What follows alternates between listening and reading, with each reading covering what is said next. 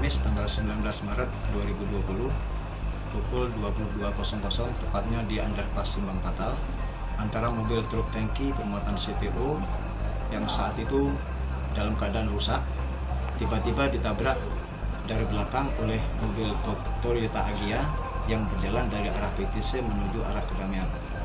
Itu bang, korbannya udah dibawa kemana itu bang? Nah, akibat kecelakaan tersebut ada korban luka ringan yaitu pengemudi mobil Toyota Agya hanya mengalami luka lecet dan tidak dibawa ke rumah sakit. Selain ini bang, barang bukti yang kita amankan? Untuk saat ini barang bukti sudah kita amankan yaitu 2 kendaraan, mobil Agya dan mobil truk sudah kita amankan di pos laka TKP 002. Untuk selanjutnya bang? Untuk sementara ini pengemudi mobil sedang kita lakukan penyidikan untuk proses penyidikan berikutnya.